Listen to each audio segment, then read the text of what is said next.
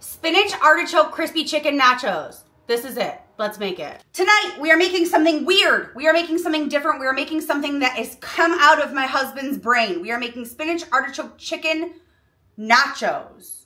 Let's do this. I've never made this before. I've never seen anyone make this before, but I think this could be a winner. Chopping up some garlic. Use fresh garlic, use jarred garlic. I don't care. I just had the rest of this head of garlic. I'm using it up before it goes bad. We are going to chop up some onion as well. Onion, diced. I have a jar of marinated quartered artichoke hearts. Usually I don't use marinated, that was a mistake. We are going to rustically chop these up. I don't like giant chunks of artichokes in my spinach artichoke dip. It does not have to be perfect, I just don't want giant chunks. I also have baby spinach that's already pre-washed. I'm going to chunk this up rustically as well. All I do is I kind of roll it into a bundle as best as possible. It's not going to be perfect. It's okay. And rustically chop through your spinach. Looks good.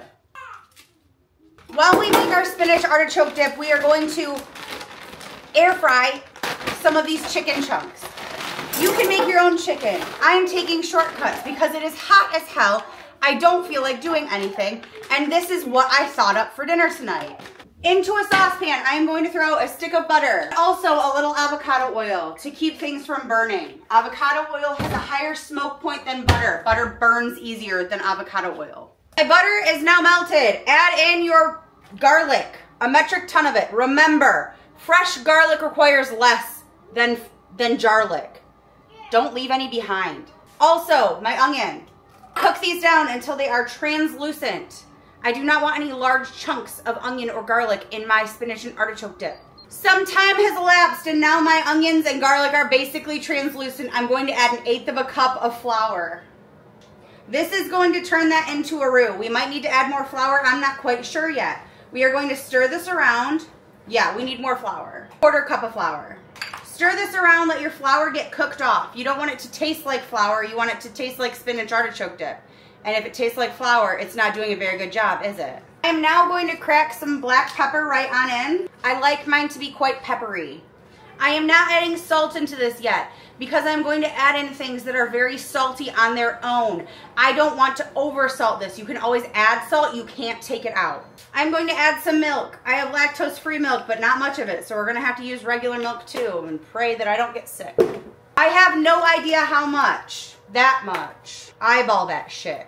Stir it around and it will start to thicken, but to help it thicken, we're gonna add some shit. It's a 1/2 block of boursin. I just can't justify using an entire block of boursin because this shit is expensive.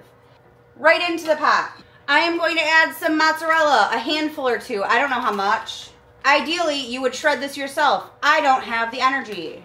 That looks good. I am going to grate some fresh Parmesan right in here. Good enough. This is going to be very cheesy, and that's the point. It's literally supposed to be super cheesy. It is supposed to send a lactose intolerant person into a bathroom accident. I'm that person. Check on me in 24 hours. I am now going to add my spinach and my chopped up artichokes right in. Stir this shit around. You are looking for your spinach to now wilt down. This might take a minute or two. While my spinach and artichoke dip is coming together, I am going to chunk up my chunks of chicken. I'm not putting whole chunks of chicken on my chicken nachos. It's too much. Chunk your chicken up.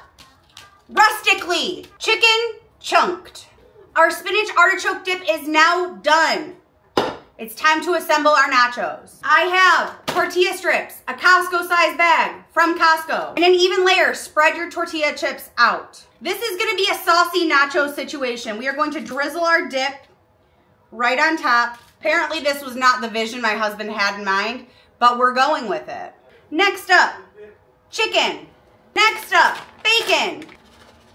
More dip. More tortilla strips. Continue building your nachos in a similar fashion, layer by layer, until you run out of something. Probably chicken. Pop this shit into the oven until it's a little bit bubbly. There you have it. Spinach, artichoke, chicken, bacon, nachos. And I know what you're thinking. Is it even good? And I'm not sure. This is not what I was supposed to make for dinner tonight, according to my husband. But this is what we've got. Let's try this. I have here a too with everything on it. That is so good. But of course it's good. I made it. Follow along for more aggressive tutorials. Dinner time!